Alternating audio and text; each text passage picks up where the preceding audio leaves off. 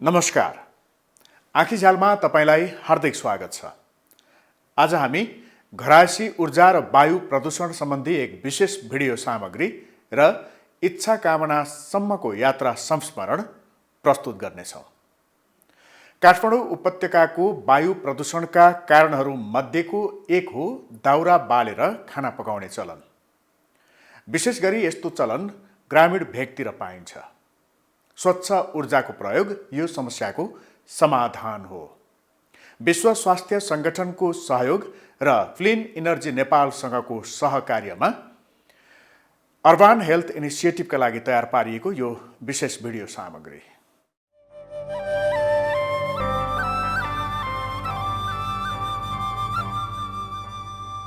सानो घर, हावा ओहोर दोहोर हुन नसक्ने साँघुरो भान्सा, त्यसको एक कुनामा एउटा परम्परागत चुल्हो अनि दाउरा बालेर खाना पकाउने चलन।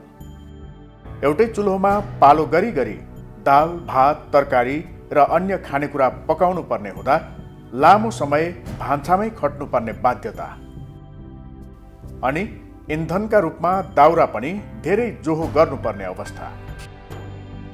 सहरबाट नजिक होस् या दूरदराज, नेपालका ग्रामीण क्षेत्रको भात भान्सा यसरी नै चलेको छ। परिणाम घरभित्रै प्रदूषण। परम्परागत चुल्होमा दाउरा बालेर खानेकुरा पकाउँदा भान्सा धुवाले भरिएको हुन्छ। नेपालमा सबभन्दा बढी प्रदूषण भएको वातावरण कहाँ छ भनेर हेर्ने हो भने त्यही चुल्होमा छ, त्यही भान्सामा छ हैन। र त्यसबाट पीडित को हुन्छ भन्दाखेरि धेरैसो महिला बालबालिका नै हुन्छ। अब काठमाडौँमा हेर्ने हो भने काठमाडौँ उपत्यकामा त्यो कम छ, 2/3 भन्दा निकै कम छ होला हैन।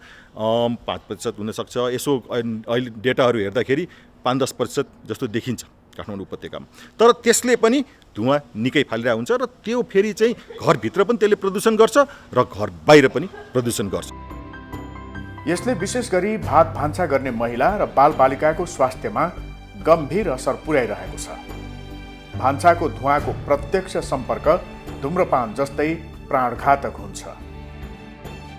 बाह्य प्रदूषण र घरभित्रका प्रदूषणले हाम्रो स्वास्थ्यमा प्रत्यक्ष नकारात्मक असर पार्छ। विशेष गरी फोक्सोको स्वास्थ्यमा, मुटुको स्वास्थ्यमा र अरू अङ्गहरूको स्वास्थ्यमा यसले एकदमै नराम्रो असर गर्छ।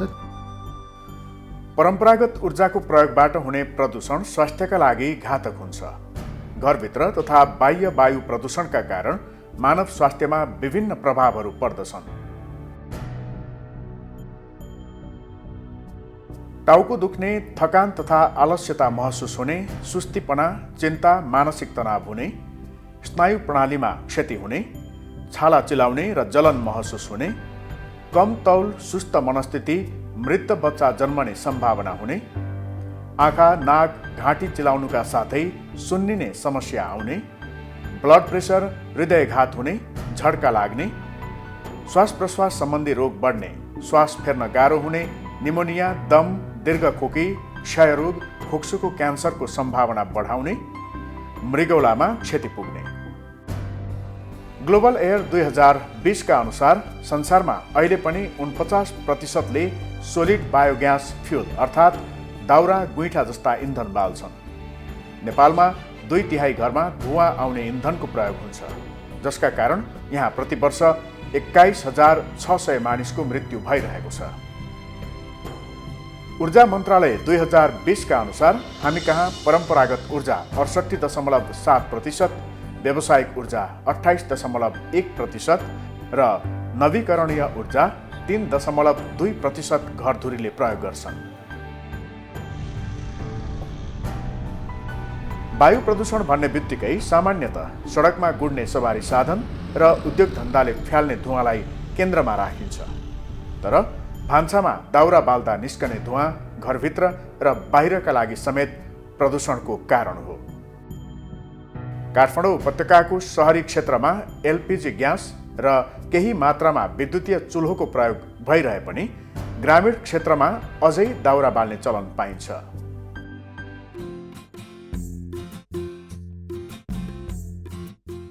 घरभित्रको प्रदूषण अन्त्यको एकमात्र उपाय स्वच्छ ऊर्जा नै हो।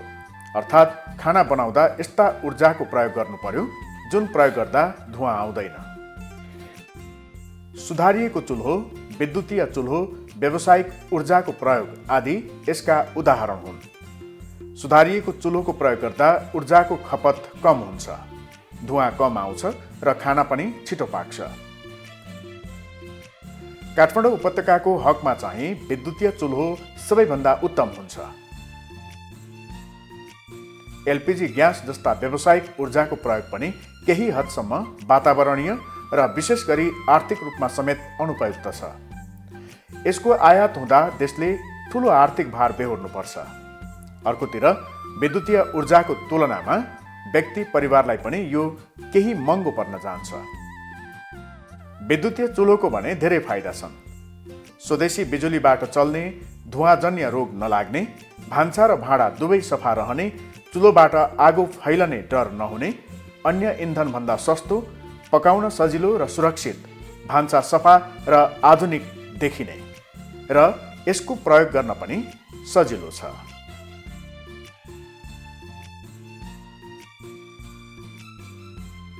काभ्रेपलाञ्चोकको तेमाल गाउँपालिका स्थित नारायण स्थानका जेम्बाल मोक्तानको घरमा आजकल विद्युतीय चुल्होमा खाना पाक्छ। उहाँ 75 वर्षको हुनुहुन्छ तर आफै खाना बनाउनुहुन्छ। उहाँसँग परम्परागत चुल्होमा दाउरा बालेर र पछि ग्यासमा समेत खाना पकाएको अनुभव छ। अहिले विद्युतीय चुल्होको प्रयोगपछि भने धेरै समस्याबाट मुक्ति मिलेको छ। अहिले सजिलै भयो मलाई, मेरो लागि। भनौँ न, हामी दुईजनालाई बुढा र बुढी खानालाई 15 मिनटमा पकाउँदा पाक्दो रहेछ। विद्युतीय चुल्होको प्रयोगबाट हुने फाइदाका कारण तेमाल गाउँमा यसको माग धेरै भयो र अन्यले पनि यसको प्रयोग गर्न थाले। अब यो चाहिँ गर्दा मलाई पनि सजिलो होला कि यो चुल्हो युज गरेँ हेर्दा भन्ने एउटा आधार पनि भयो। मेरो बच्चाहरू सानो छ, अब बालबच्चाको लागि पनि धुवाँ धुलोबाट बस्नको लागि पनि सजिलो हुन्छ भन्ने कारणले चाहिँ मैले बुकिङ गरेको हो। विभिन्न सङ्घ संस्थाले चलाएको यो अभियान सफल भएको छ। अहिले स्थानीय बासिन्दालाई धुवाँको बीचमा खाना पकाउनु परेको छैन। सस्तो अनि सजिलो पनि छ। अनि यो फेरि विद्युतबाट चल्ने भएको हुनाले आफ्नै देशको स्वदेशी इन्धन पनि प्रयोग हुन्छ। पैसा पनि हाम्रै देशमा रहन्छ, हामी खाना पनि पाउँछौँ। यो उत्साह, जागर र अभियान काठमाडौँ उपत्यकामा पनि चलाउनुपर्छ। यहाँको ग्रामीण भेगमा अझ विशेष ध्यान दिनुपर्छ। सहरी क्षेत्रमा प्रयोग गरिने एलपीजी ग्यास र ग्रामीण क्षेत्रमा बालिने दाउरालाई विद्युतीय चुल्होले प्रतिस्थापन गर्न सके देशले बेहोरेको व्यापार घाटा र काठमाडौँ उपत्यकाको प्रदूषण दुवै घटाउन सकिन्छ। सफा र स्वच्छ वायु भएको काठमाडौँ उपत्यकाको दीर्घकालीन सोचसहित सरकारले ल्याएको वायु प्रदूषण व्यवस्थापन कार्ययोजना 2077 को विभिन्न उद्देश्य मध्ये एक घरभित्रको वायु प्रदूषण कम गर्नु पनि हो। घरभित्रको वायुको गुणस्तर राष्ट्रिय मापदण्ड 2066 र घरभित्रको वायुको गुणस्तर राष्ट्रिय मापदण्ड कार्यान्वयन निर्देशिका लागू गर्ने, खाना पकाउन एवं अन्य घरायसी प्रयोजनका लागि बिजुली एवं अन्य वैकल्पिक ऊर्जाका स्रोतहरू जस्तै बायोग्यास, सुधारिएको चुल्हो आदि प्रवर्धनका लागि कार्यक्रम सञ्चालन गर्ने, भान्सामा वायु निष्कासन प्रणालीको प्रवर्धन गर्ने। सीमित क्षेत्रमा भए पनि समुदायको बानी परिवर्तन र सरकारले लिएको प्राथमिकताका कारण खाना पकाउँदा परम्परागत चुल्होमा दाउरा बाल्ने चलन विगतको तुलनामा केही कमी आएको छ।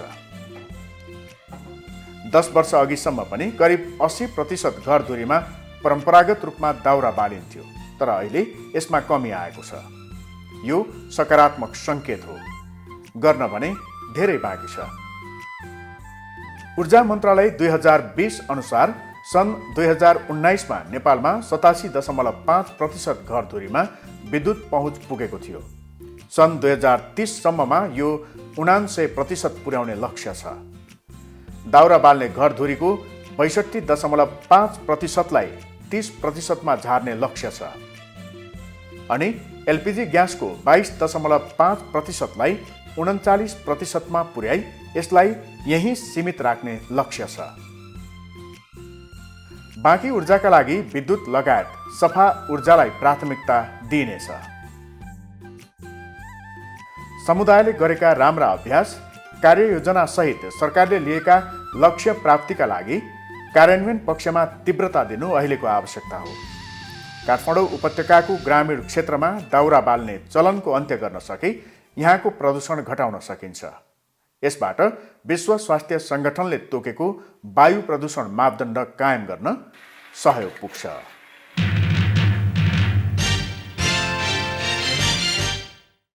अब यात्रातर्फ लागौँ। आज हामी चितवनको इच्छा कामनासम्म पुग्छौँ। त्यहाँको प्रकृति, संस्कृति र जीवनका विविध पक्षलाई समेटेर तयार पारिएको गोपालजङ थापाको यात्रा संस्मरण।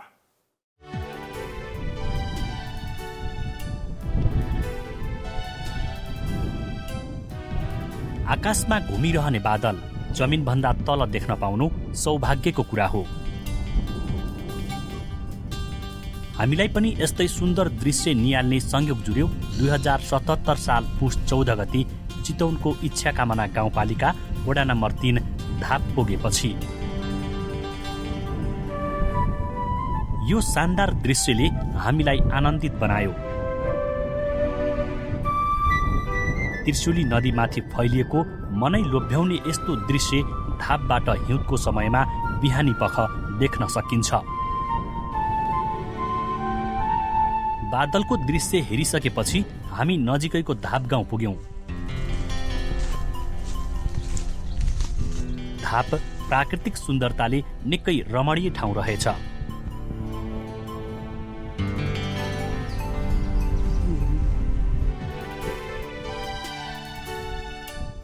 बिरुवाले थेग्नै नसक्ने गरी लटरम्म फलेर पहेँलै भएका सुन्तला बारीले हामीलाई झनै लोभ्यायो।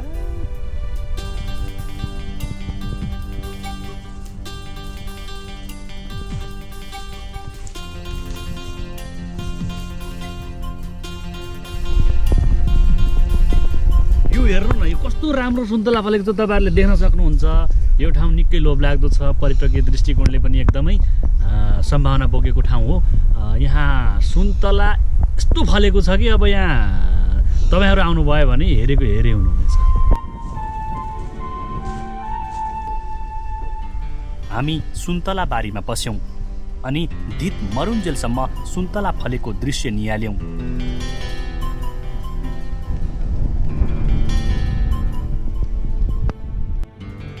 यहाँ पुगिसकेपछि सुन्तला बारीमा फोटो नखिच्दासम्म मनमा शान्ति के मिल्थ्यो र। यही कारण पर्यटनको सम्भावना बोकेको धाप पुगेका हाम्रो टोलीका साथीहरू पनि मक्ख थिए। सुन्तलै सुन्तला देखेँ। यहाँबाट त पुरा के भन्छ, बादल त तल देखिँदो रहेछ। कस्तो रमाइलो ठाउँ रहेछ। योभन्दा पहिले देख्नु भएको यस्तो सुन्तला छैन, देखेको थिएन। यस्तो अलिअलि एउटा दुइटा बोट त देखेको थिएँ। यस्तो चाहिँ धेरै बोट चाहिँ यस्तो बोटको चाहिँ जङ्गल चाहिँ देखेको थिएन। रमाइलो लाग्यो। आउने पर्ने ठाउँ रहेछ सर। एकदम आउनै पर्छ। एकचोटि त होइन कि 100 चोटि आउनु पर्ने हो रहेछ। म्यामलाई कस्तो लाग्यो यो ठाउँ? कति सुन्तला है, कति रमाइलो आनन्द आयो नि। पहिला पनि देख्नु भएको थियो यस्तो सुन्तला फले? फर्स्ट टाइमै देखेको नि। यस्तो सोच्नु भएको थियो सुन्तला यसरी फल्छ भनेर? सरको त्यहाँ हान्दिनु पर्छ। इन्टरभ्यू नै लिनु सर फोन लिन्छ। भन्नु न, भन्नु। देखेकै थिएन नि, यो यति धेरै फल्दो रहेछ है। सुन्तला बारीमा रमाउँदै गर्दा हामीले विगत लामो समयदेखि सुन्तला खेती गर्दै आएकी 78 वर्षीया बेलकुमारी गुरुङलाई भेट्यौं। उनले सुन्तला बेचेर वार्षिक 15 लाख बढी आम्दानी गर्छिन्। सुन्तला बेचेको पैसाले 3 ठाउँमा घर बनाएको गहकिलो कुरा पनि सुनाइन्। छोरादेखि नाति र नातिनीको पढाइको जिम्मेवारी पनि सुन्तला खेतीले धानेको बताइन्। उनले विगतमा कोदो मकै फल्ने बारीमा सुन्तलाको व्यावसायिक खेती सुरु गरेकी थिइन्। अब यताउति हेऱ्यो, कतै कतै पैसा सुन्तला फुल्दो रहेछ। त्यो जमाना अनि एउटा बोट सुन्तला बेच्नु थाल्यो, फुल्नु थाल्यो। ओहो, सुन्तला हुँदो रहेछ, हाम्रो ठुमा लिएर लाउनु पर्यो भनेर फेरि त्यहाँ 5 रुपियाँको यत्रो पोखर सुन्तला किनेर ल्याएर बिहा निकालेर तल बिउ राखेँ मैले। यहाँ बिउ राखेर यहाँनिर यो बैजा सबै रोपेको पारिपट्टि खोला पारि नै बैजा खेत थियो। खेतमा नि मात्रै बैजा लगायो। सुन्तलाको पकेट क्षेत्रका रूपमा परिचित यो गाउँमा 50 वर्षभन्दा अघि नै गुरुङले सुन्तला रोपेकी थिइन्। उत्पादित सुन्तला बारीबाटै बिक्री हुन्छ। उनले प्रति केजी 80 रुपैयाँसम्म सुन्तला बेच्दै आएकी छिन्। तर पछिल्लो समय सुन्तलामा लाग्ने रोग किराको प्रकोप चुनौतीका रूपमा देखिएको अनुभव हामीसँग साटिन्। सबैभन्दा यो पहिलो रोग लगाएर मर्ने चाहिँ रोगले सिलित्ते पारिसकेको छ कि दाँते अझै क्या हो भाइरस रोग भन्छ नि, त्यो भाइरस रोग कहाँबाट आयो भने पहिले त थिएन, अहिले भाइरस रोगले सिद्धायो कि। हाम्रो भ्रमणको गन्तव्य थियो इच्छा कामना मन्दिर। हामी उतैतिर अघि बढ्यौं। फिस्लिङबाट 18 किलोमिटरको दूरीमा पर्छ इच्छा कामना मन्दिर। गाडीमा 1 घण्टाको सवारपछि यो मन्दिरसम्म पुग्न सकिन्छ।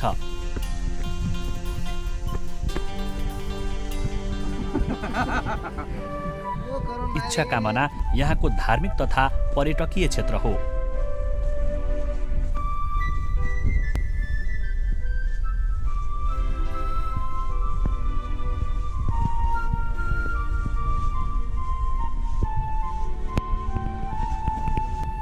इच्छा कामनाको मन्दिर अहिले निकै आकर्षक शैलीमा निर्माणाधीन अवस्थामा छ।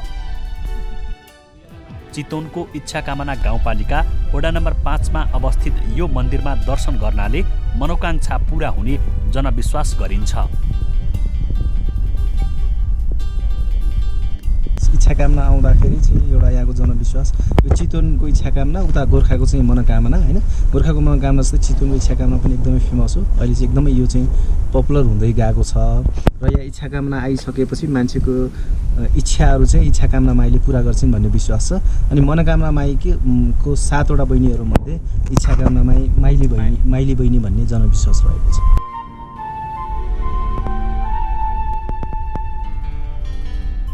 हामीले पनि इच्छा कामना मन्दिर दर्शन गरिसकेपछि फर्किने निधो गर्यौं। हाम्रो यस भ्रमण टोलीमा ग्रामीण प्रविधि केन्द्रका वरिष्ठ लेखा अधिकृत पवन सिंह, सञ्चार अधिकृत ज्ञानु विष्ट, व्यवसाय विकास संयोजक दीपक बोहरा, मर्स्याङ्दी बहुद्देश्य सहकारी संस्थाका प्रमुख व्यवस्थापक कुमार श्रेष्ठ, नेपाल वातावरण पत्रकार समूहका senior camera person Mohan KC, गाडी चालक राम बोगटी र रिपोर्टर म गोपालजङ थापा थियौं।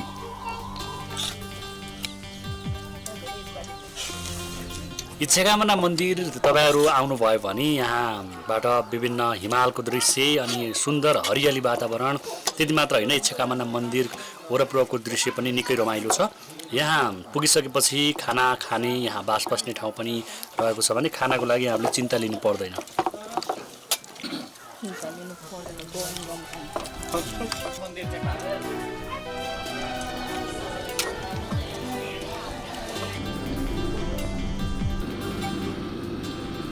इच्छा कामना दर्शनपछि मन्दिरबाट झण्डै 10 मिनेटको पैदल दूरीमा अवस्थित चिसापानीमा खाना खाएर यही बास बस्न सकिन्छ। तर यहाँ खानेपानीको अभाव छ। धेरै समय लगाएर टाढाबाट पानीको जोहो गर्नुपर्ने बाध्यता यहाँका स्थानीयलाई छ। फिस्लिङदेखि इच्छा कामना मन्दिरसम्मको हाम्रो यात्रामा हामीले यहाँको चुनौती, सम्भावना र अवसरलाई पनि नजिकबाट निहाल्यौं। यस क्षेत्रको आर्थिक उपार्जनको विकल्पका रूपमा पर्यटनको ठूलो सम्भावना देख्यौं। ग्रामीण पर्यटन प्रवर्धनको लागि स्थानीय बासिन्दा र सरोकारवालाहरूले थप जागरुक हुनुपर्ने आवश्यकता देख्यौं।